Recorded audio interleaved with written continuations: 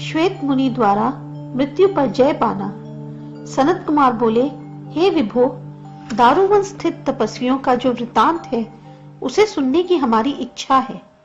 दारुवन में प्राप्त भगवान नील लोहित ब्रह्मचारी दिगंबर रूप से प्राप्त हुए, सो वृतांत कहिए। सूत जी बोले, सनत कुमार के ऐसे वचन सुनकर शैलादि बोले, मुनि लोग स्त्री, पुत्र और अग्नि सहित देव देव महादेव के प्रसन्नता दारुवन में घोर तप कर रहे थे। तब प्रसन्न हुए जगन्नाथ वृषभ ध्वज प्रवृत्ति लक्षण ज्ञान जानने के लिए, निवृत्ति लक्षण ज्ञान की प्रतिष्ठा के लिए, दारुवनवासी मुनियों की परीक्षा से लीला करने के लिए विकट रूप बनाकर दिगंबर, 3 नेत्र, 2 हाथ, कृष्ण शरीर वाले होकर दारुवन में गए और वहां मंद मंद मुस्कान से स्त्रियों में कामदेव की उत्पत्ति कराने, गान तथा भ्रू विलास करने लगे। कामदेव को नाश करने वाले शंकर जी मधुर आकृति वाले उस नारी समूहों में काम वृद्धि करने लगे। वन में उस विकृत मूर्ति को देखकर पवित्रता स्त्रियां भी उन नील लोहित शंकर जी के पीछे पीछे चलने लगी और उनकी पर्णशाला के द्वार पर जाकर खड़ी हो गई। भगवान शंकर के मुख से हंसने की चेष्टा से वे सभी ऐसी चेतनाहीन होने लगी कि उनके वस्त्राभूषण गिरने लगे और उनको कोई ध्यान नहीं था। कोई स्त्री शिव को देखकर घूम रही थी और कोई बहुओं को चढ़ा चढ़ाकर विलास करने लगी। कोई नारी जिसके वस्त्र तथा कौंधनी गिर गई है, हंसती हुई गान करने लगी। कोई जिनके नवीन वस्त्र गिर रहे हैं, अपने कंगनों को विचित्र विचित्र बजाकर गान करने लगी। कोई गा रही है, कोई नाच रही है, कोई धरातल पर गिर पड़ी, कोई हाथी की तरह बैठ गई। परस्पर हंसती हुई, आलिंगन करती हुई शंकर के मार्ग को रोकती अति निपुणता करने लगी। कोई पूछने लगी, आप कौन हैं? कोई बोली, बैठ जाओ, कहाँ जा रहे हो? प्रसन्न चित्त से कहने लगी, हम पर ही प्रसन्न हो जाइए। शंकर जी उनके वचन सुनकर शुभ अशुभ कुछ भी नहीं बोले। तब उनके पति मुनीश्वर अपनी स्त्रियों को व्याकुल देखकर तथा शंकर जी को देखकर कठोर वचन बोलने लगे। उनका तप शंकर के आने पर इस प्रकार अस्त हो गया, जिस प्रकार सूर्य के उदय होने पर आकाश में तारे नाश को प्राप्त हो जाते हैं। सुना जाता है कि ऋषि के शाप से ब्रह्मा का यज्ञ नाश हो गया था और भृगु के शाप से विष्णु को भी 10 बार अपना शरीर धारण करना पड़ा था। गौतम के शाप से इंद्र के वृषण हो गए। ऋषियों के शाप से वसुओं का गर्भ में वास हुआ।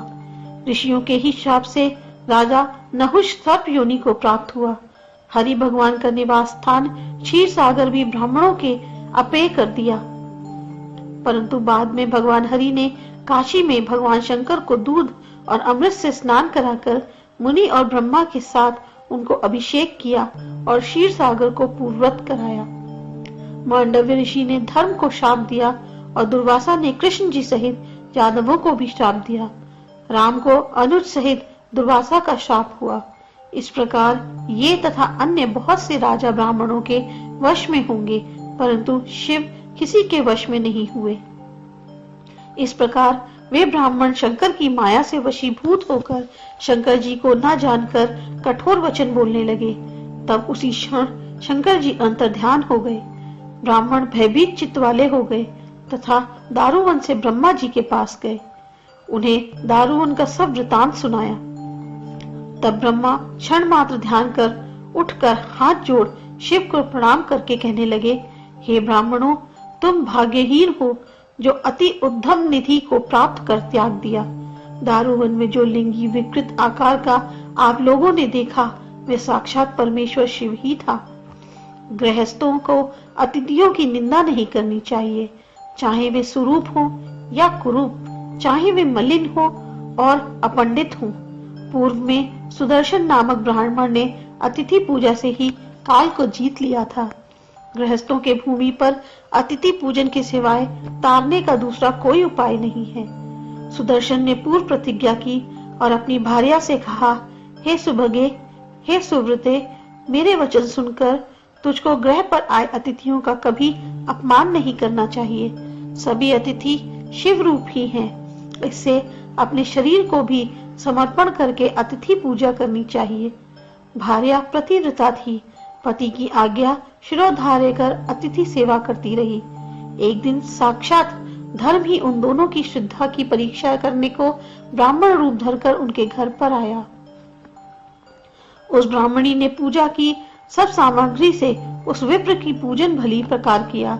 भली प्रकार पूजा गया वह ब्राह्मण उस सुदर्शन की पत्नी से बोला, हे भद्रे, अन्नादि सामग्री की आवश्यकता नहीं, तू अपना शरीर ही अर्पण कर दे। लज्जा से युक्त वह पतिव्रता पत्नी की आज्ञा का ध्यान करके नेत्र मूंद कर उसके पास चली और अपना शरीर उस ब्राह्मण को निवेदन कर दिया। उसी समय उसका पति सुदर्शन द्वार पर आया और बोला, हे सुभद्रे, आओ, कहाँ गई हो? तब उस समय वह अतिथि बोला, हे सुदर्शन, तुम्हारी भार्या के साथ मैं मैथुन में लिप्त हूँ। हे विप्र, सुरत के अंत में मैं संतुष्ट हो जाऊंगा। सुदर्शन बोला, हे विप्र, यथा कामना इसका भोग करो, मैं आ रहा हूँ।